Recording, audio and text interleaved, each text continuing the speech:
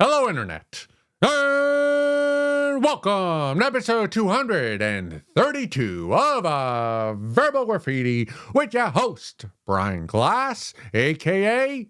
the B-Man, the People's Degenerate.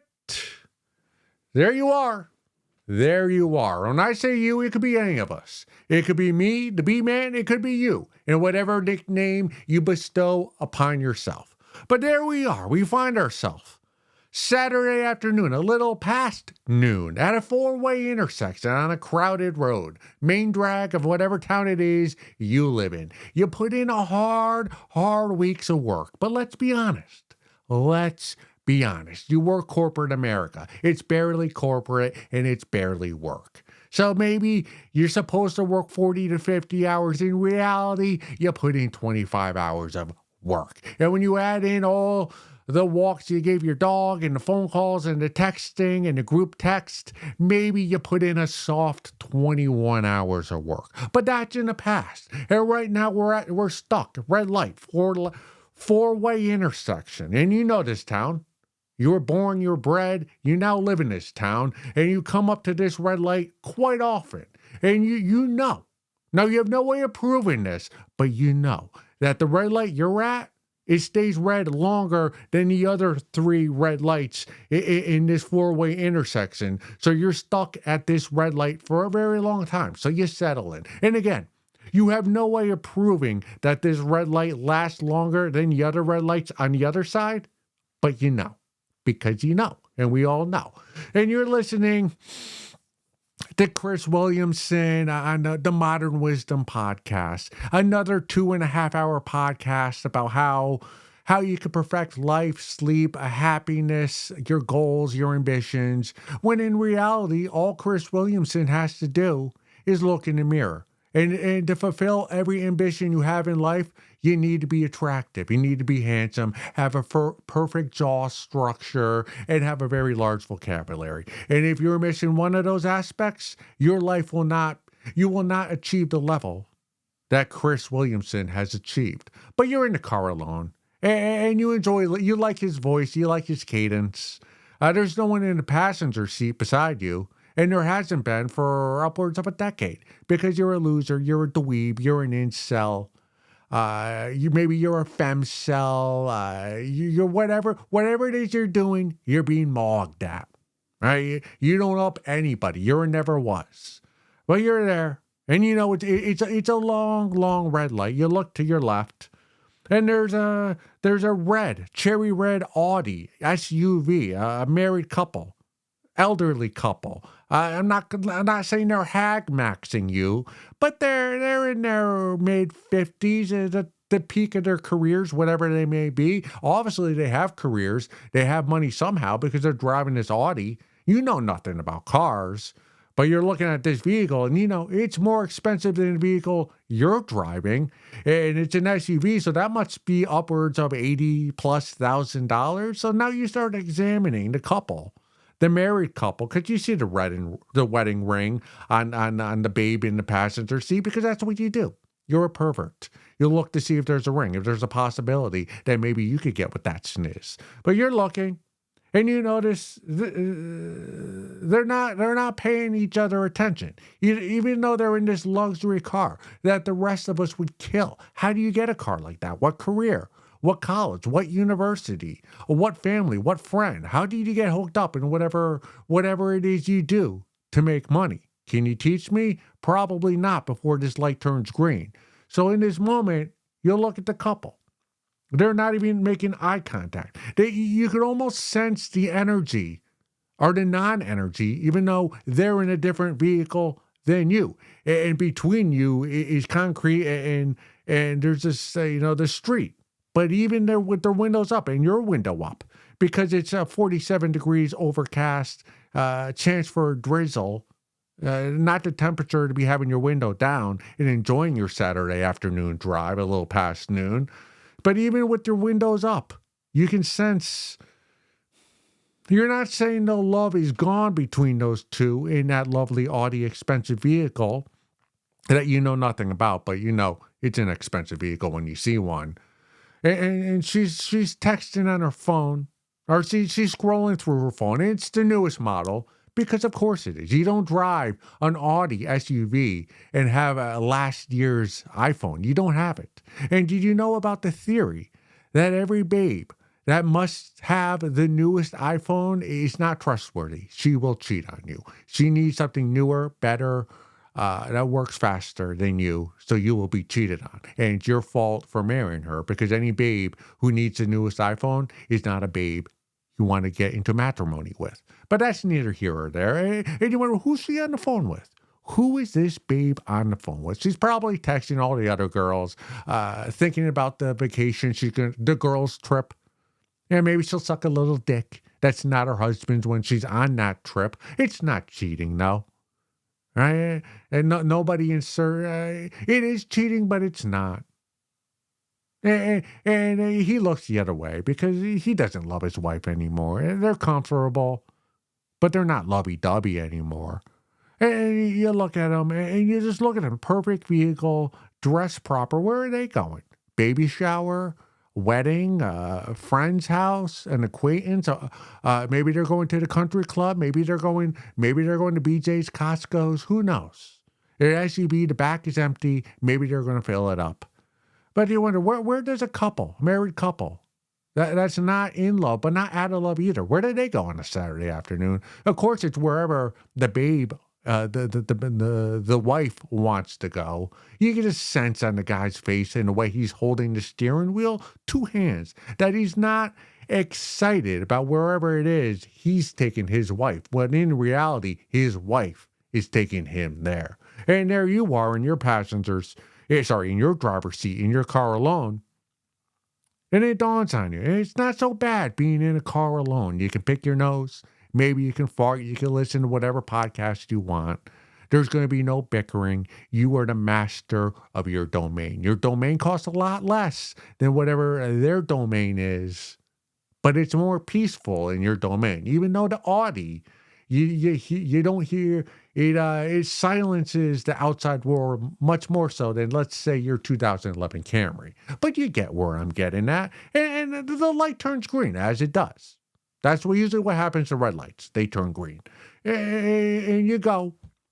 And then you forget about the couple in the Audi SUV because they take a left. You go straight. You go to Stop and Shop, which is a grocery store. Or maybe you're going to Whole Foods, Aldi's, Publix, wherever. A grocery store is a grocery store. They have food there, eggs, bread, the self-checkout. You know what a grocery store is. Again, this isn't me. Maybe this is you. And you're going to the grocery store to get some protein bars. You don't like the powder because it makes your throat itch. So you go with the bars. I have 200 calories. You don't know if they're good for you or not. You look at the back. It says 30 grams of protein. Well, this will be good before my workout. But then you look at the back and there's 57 ingredients, of which 53 of them you don't know what they are. And the four that you do know is syrup, water, and blue extract, whatever the fuck that is. So right there, like, is this healthy? Says 30 grams of protein.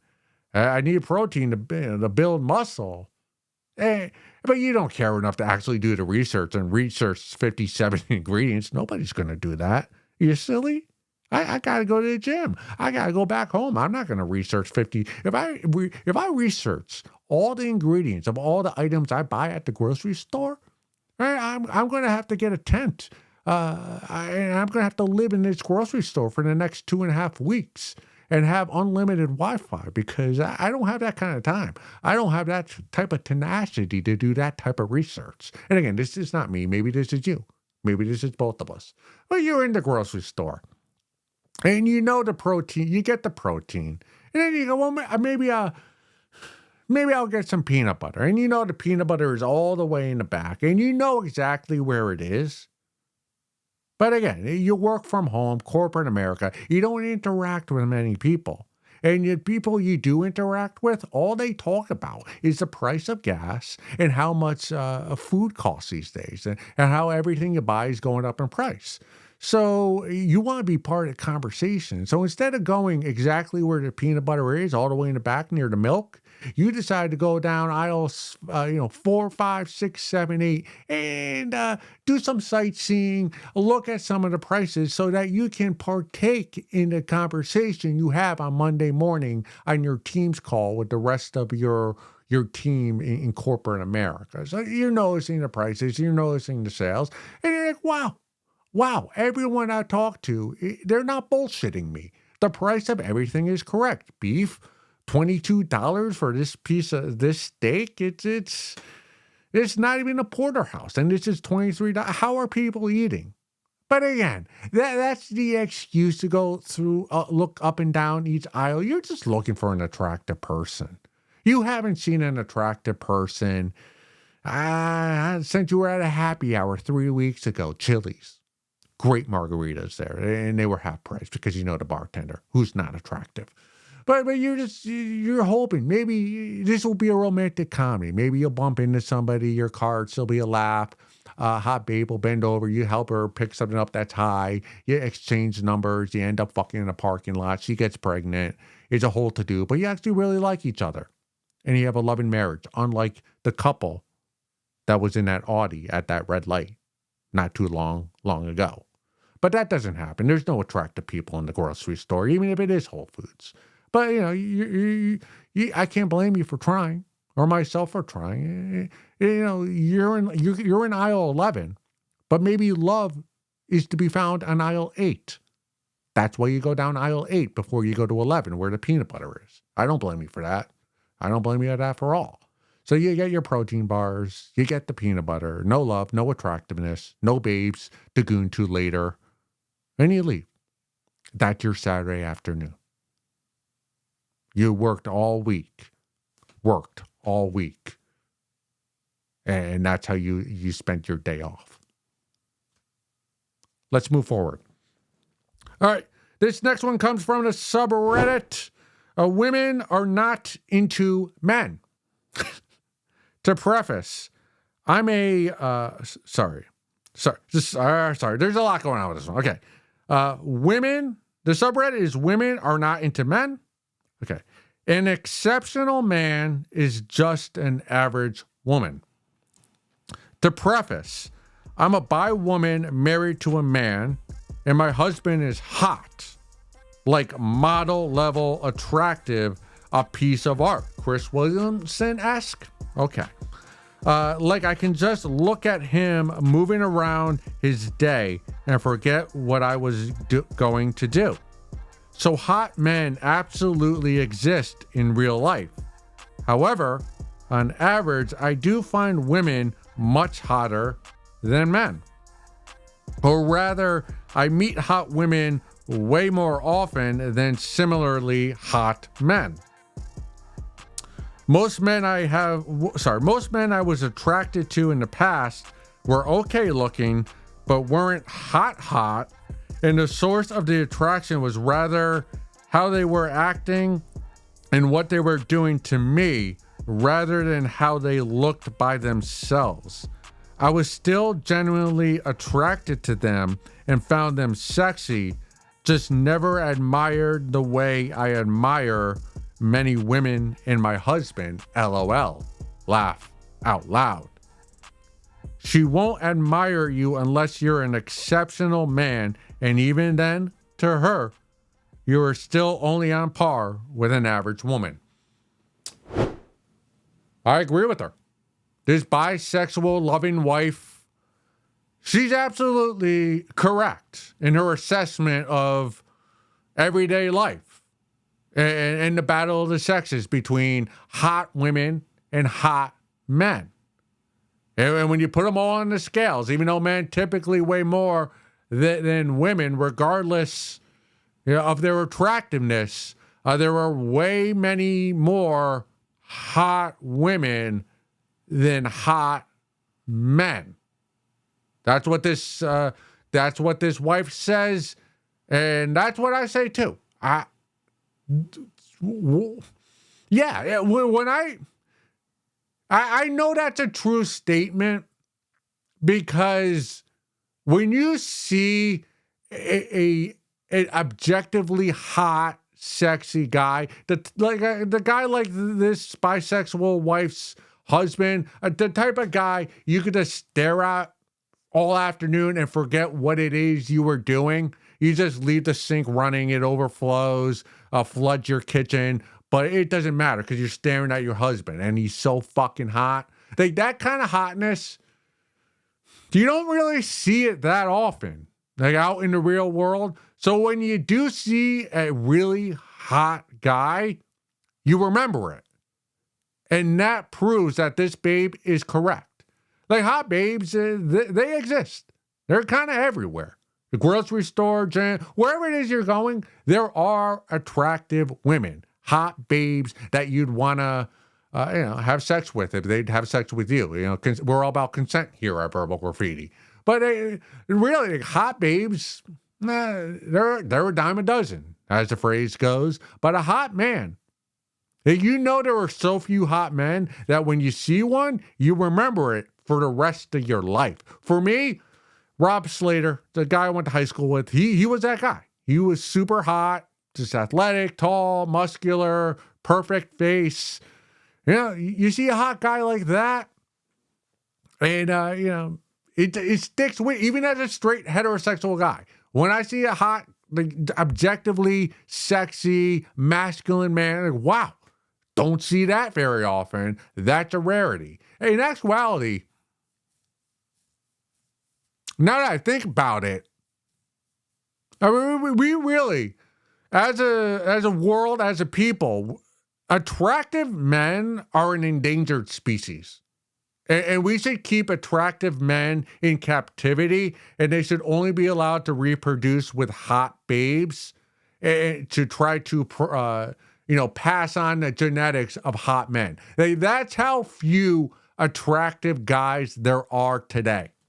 That we really just pick all the hot guys. How many do you think there are? So there are 6 billion people allegedly living today? There might be 5,000 like super duper hot men walking around. Those men we should put in a cage, feed them like a zoo animal, and then have them breed with super hot babes. Right? If you're a hot guy, you should not be allowed to fucking reproduce with a not attractive babe, because there's so few of you attractive men that we got to keep you alive. You're literally an endangered species. She's absolutely right.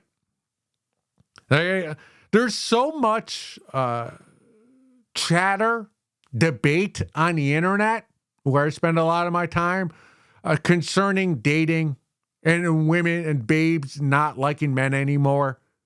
I think I read a stat. I don't know if this is true or not. I see a stat and I go with it that a third of women today hate men. I get it. Look at us. We're ugly. We put in no effort. We're terrible with hygiene. Most guys are wearing graphic t-shirts, hoodies, jeans that don't fit, dirty sneakers, brush their teeth only once a day, have no, their hair's all over. They don't go to the barber once a month. It's like maybe once every 3 months. You go to their place, they don't have a couch, right? They don't have a duvet, whatever the fuck that is. I don't know what that is. The fact that women don't like men, like, that's not a woman fault. That's a man fault. Like, we're not holding up our end of the bargain. There are a lot of hot babes out there. I talk about them often here at Verbal Graffiti. I point them out, their flaws, their benefits. Basically, all I do here at Verbal Graffiti is talk about hot babes. And we're at episode 232. So clearly, there's a lot of hot babes out there in the world. Hot men? None of us. So the fact that women want nothing to do with us, it's like, yeah. Like, why would you want anything to do with men, how we are today? You go look at, and I point this out all the time, you go look at photos and video of the Bolshevik Revolution, the 19 teens and 1920s, communism, and all the guys in those videos, in those photos, they're poor. They're starving, but they look like men. They're dressed in a suit. They got shoes on. There's no big logo across their chest. They're wearing a hat. They got a tie on. Maybe even a three-piece suit. Maybe it's the one outfit they wear every day, but they look dignified.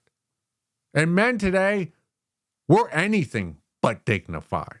So when when babes get together and they talk about hating men, it's like, yeah, I mean, we're ugly. We're pitiful. I'm not going to say we're subhuman because we got feelings, but the guys got feelings, but we ain't anything to look at.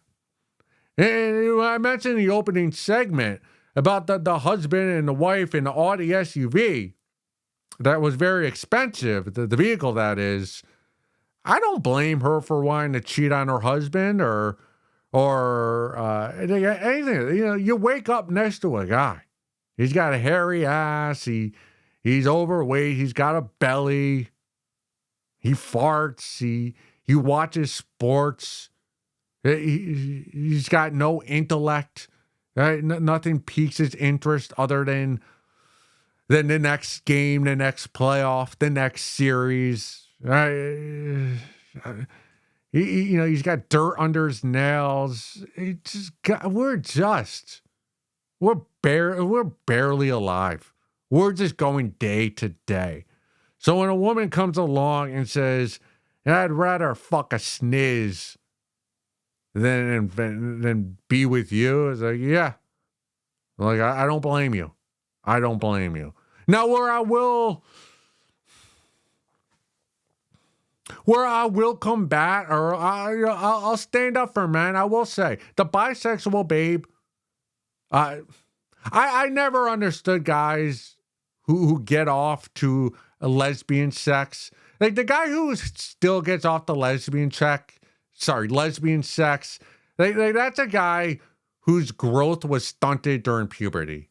Like it's fun when you're 14, but after a while, you're watching two babes fuck. It's a humiliation ritual for the babes engaging in the fuck. Because without a penis, there's two babes rubbing their snizzes against each other and rubbing their clams and they're putting a belt on with a fake penis attached to it and fucking your broad.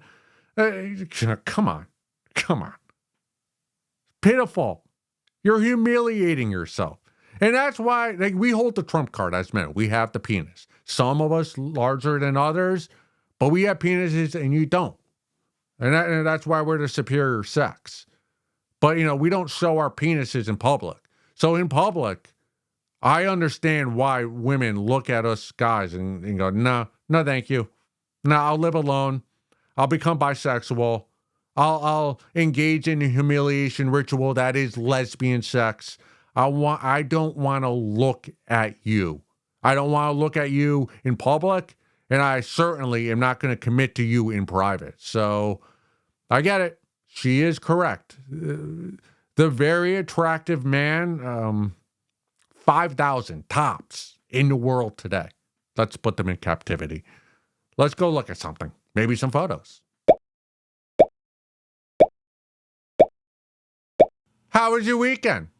What did you do this past weekend? Be careful when you ask the B-man a generic question like that, because I might just engage with you and tell you what it is I actually did this past weekend. And I'm going to do that right now because I can't believe the kick I've been on this past week or so. So I did this past weekend, and I'm continuing to do it each night since this past weekend. And what I'm doing is I'm watching concerts on YouTube of Limp Bizkit from the years 1997 through 2025. I gotta say, I'm enjoying it.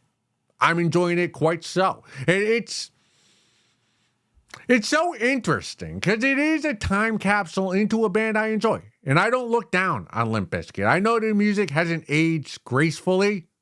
I know there are other bands whose music just seems longer lasting. But I love Limp Bizkit. I know some of the music Especially the more mainstream Limp Bizkit after they hit it big, it can be a bit cheesy, but I'm cheesy. So I'm in the basket. I'm in the bucket of cheese balls with Limp Bizkit, but it is intriguing. And I did this once. I may have mentioned it maybe 100 episodes previously. I did the same thing with Dave Matthews Band. And it's so interesting where I watch concerts from different points during their career. It's so interesting because I watched a concert. I forget the name of the concert. I don't remember the name of any of these concerts other than Lollapalooza in 2024, which I think was in Argentina or maybe somewhere in South America. I'm not great with geography. But there was a 1997 concert, and Limp Bizkit, they weren't Limp Bizkit yet. They were performing at some concert in Europe, and they were performing in the morning. And that stuck out to me. The guy who introduced them, whatever, I think it was a radio concert. So there were it was a festival. So the host introduced Limp Bizkit and he said, "Hey, say good morning." And then they introduced Limp Bizkit. I'm like, wow, they weren't even like mid-afternoon on the lineup. They were early morning. And they come out on stage. And this was before they were more rappy. They were more screamy, metal type. I'm not a musician, so don't hate me for mislabeling types of music. But it wasn't as rhymey as Chocolate Starfish and all the other albums that came out since then. But they're on stage, and Fred Durst and Wes, R.I.P., who I think he died, the guitarist, the bassist, the one who paints his face, he didn't paint his face yet. He comes out on stage, and it's odd. Because I remember watching a documentary. What was that band? Kiss. The band Kiss, they all painted their faces because they were just ugly guys. But Wes is not an ugly guy. He's an attractive. He's got the rizz. He's got the aura. Like, he's a musician. Like he's got whatever that is. He's got it. It's all over him. But anyway, so he's there. He's just regular face, no face paint. Fred comes out. And maybe for 45 seconds or a minute, he doesn't say anything. He's got a hoodie on, a baggy, I'm not sure, jeans or sweatpants, and he's looking at the crowd. And he's taking it all in. And there's not a lot of people in this crowd. Like, it'd be a big crowd for me, but in 1997, there might have been maybe a few thousand people. It was a festival, like in a field, so everyone was standing, and there was a move where you could kind of move around, and he's just staring at the crowd, taking in the energy, taking in the moment. Again, maybe up to that point, that was probably a big gig for Limp Bizkit. And then he takes his hood off, and he starts screaming, and he's jumping around, and he's doing that thing that all the metal rap bands did back then, similar to Korn, where they're just banging their head and he's jumping around and Wes is slaying and the other guitars. It's just, they're giving it their all.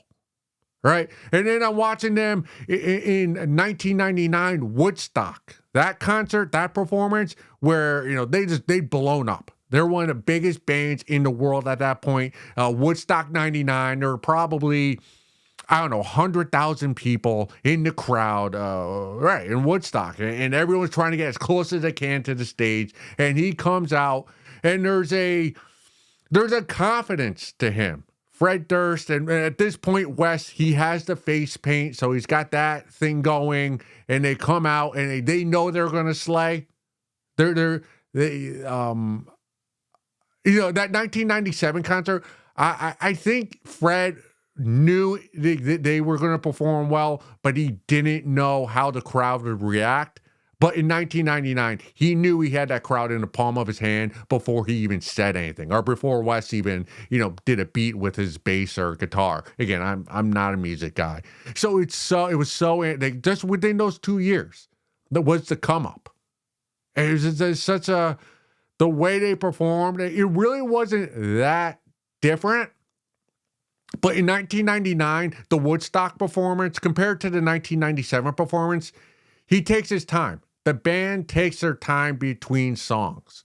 Like they know they knew how the crowd was going to react. So when he's doing break stuff and nookie and the hits where the crowd's going to go crazy in the mosh pit, and so he knew kind of how to ride that wave and then bring the crowd back down, then bring them back up again, and then where they weren't, just waste all their energy in the first 15 minutes of the performance. I found that it was fun to watch, the juxtaposition between 1997 and 1999. 2 summers apart, but same band, but different performers. And then I was watching the aforementioned, I think earlier today, I was watching 2024, or maybe, 2024, maybe 2025, Lollapalooza, somewhere in South America or Argentina. So not an American crowd, probably not an English-speaking crowd for the most part.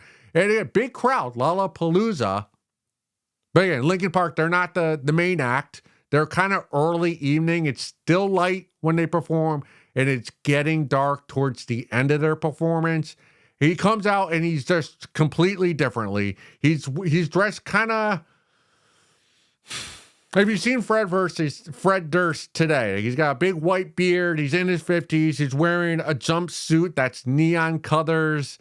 It's kind of jokey, but it works for him. He's wearing big sunglasses, and they played their hits.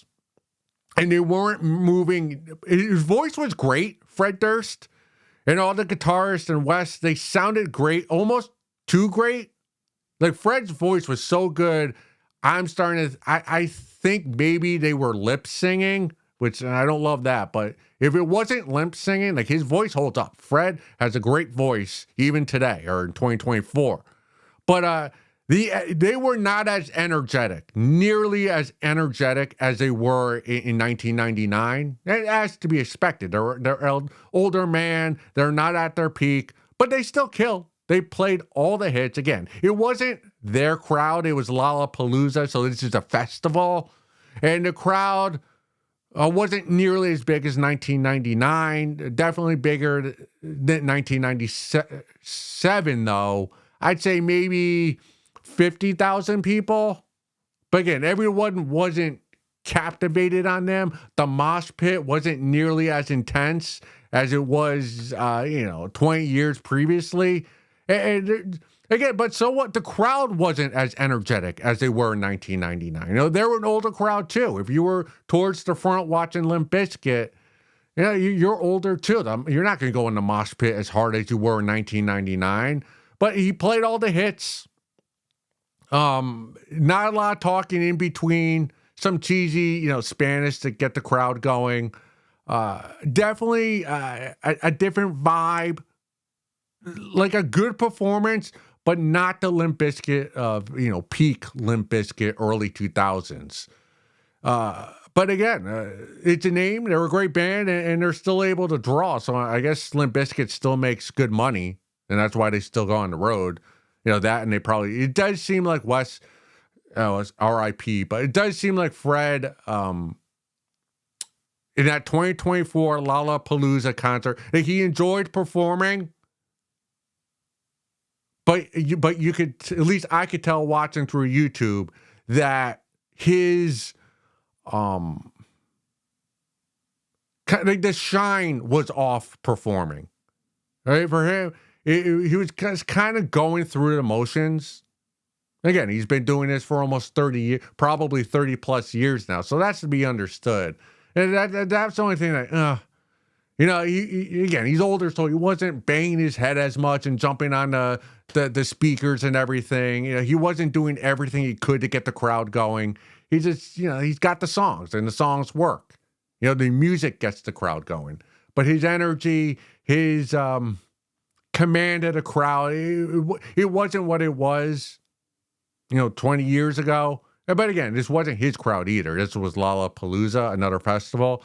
But it's fun, man. If you have a band you like that's aged and still together, go watch pre-hitting it big, during their peak, and then past their peak when they're, just a touring band that has a following. It really is interesting to watch how a band's grown and changed over the years, and the crowds as well. It's fun. I enjoy doing it. So what did you do last weekend, B-Man? I watched concerts of Limp Bizkit on YouTube, and I fucking loved it. All right, moving forward. This next one comes from the subreddit Girl Dinner Diaries. I even fail at being a stripper. Sparkly unicorn ice cream. Well, as a stripper, have you ever thought that maybe eating sparkly unicorn ice cream for dinner is one of the reasons why you're failing at being a stripper? Just saying. Eating ice cream out of the container, out of the pint for dinner, not great for the body, not great for the figure. But, not enough credence gets given to how difficult it is to be a good stripper. That's a tough gig. Right? We all joke about the strippers, keep your daughter off the pole, throwing dollar bills at them. Hey, we joke, we mock, we have fun with strippers. It's all a gag when you're there, when you're talking about them. But it is a real job. And those babes who strip for a living or for cash, like they need that cash. But it's a difficult profession. You need so many different abilities to be an effective stripper and make a lot of money. You got to be athletic, right? You got to be able to dance. You got to be able to go up and down the pole. You got to be in shape. You got to be attractive. Although I'll question that. Like, if you go to strip clubs, there are a lot of strippers who are not attractive. And the same thing with porn, too. Like a lot of smut, you go to AVN Awards, you'll be shocked at how many of those babes give you the ick. Right? They're not all lookers. And the same thing with strippers. You think when you're 18, you're going to walk into a strip club and everyone's going to have perfect bodies, but nah, a lot of C-sections, a lot of what do you call that? Cellulite. Right, a lot of bad weaves, a lot of, how'd they let you on this stage? Similar to comedy. Like, you're not funny. How did you get an open? How did you become a headliner? But anyway, you gotta be attractive. You gotta be a salesperson, right? You gotta be able to have the temperament to deal with drunk guys night after night. Interaction after interaction. And you got to be able to turn tricks and dance for guys that you're not attracted to, or women, babes that you're not attracted to. You got to lie. And more than anything, you got to be able to handle rejection as a stripper. Not enough of us talk about the rejection that strippers have to endure.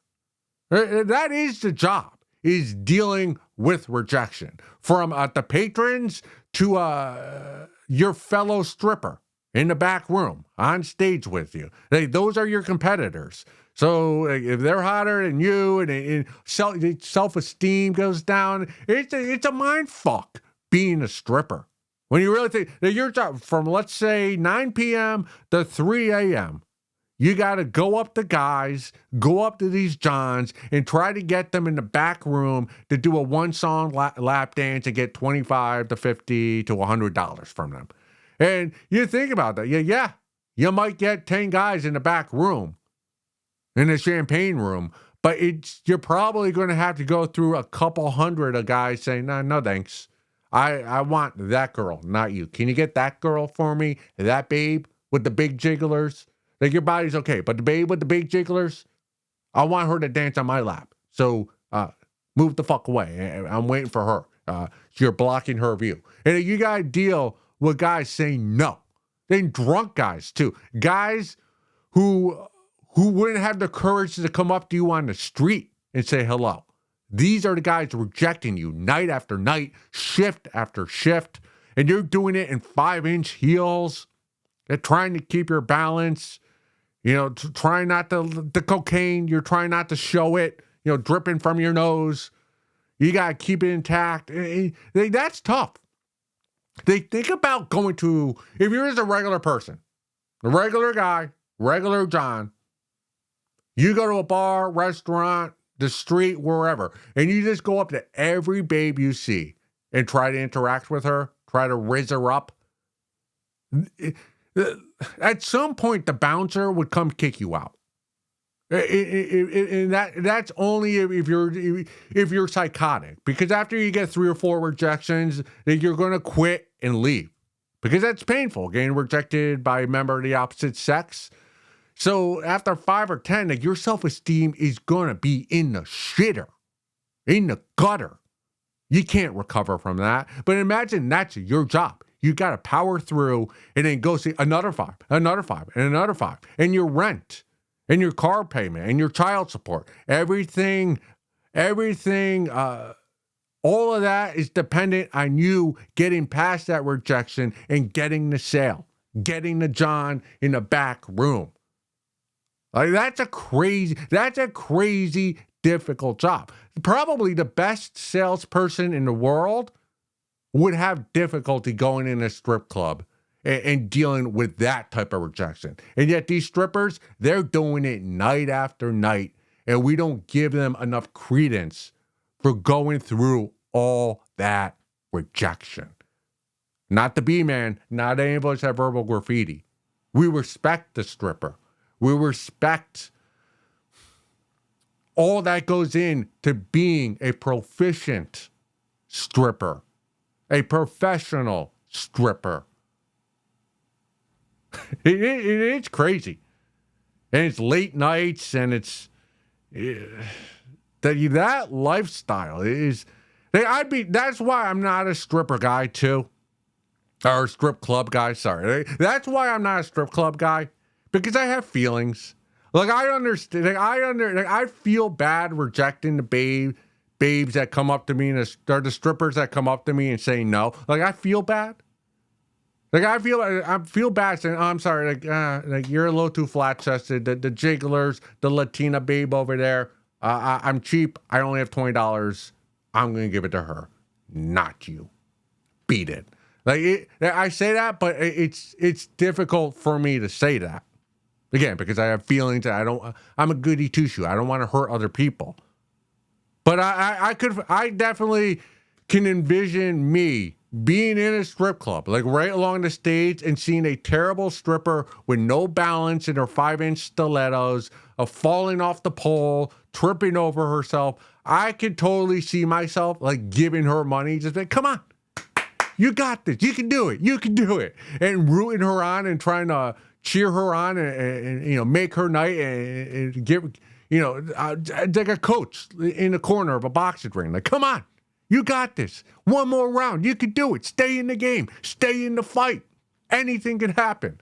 And I can find myself, I could definitely envision myself giving all my money to a fatty with no balance on the stage, and just and not having any money left to get a lap dance from the hot Latina with double D jigglers.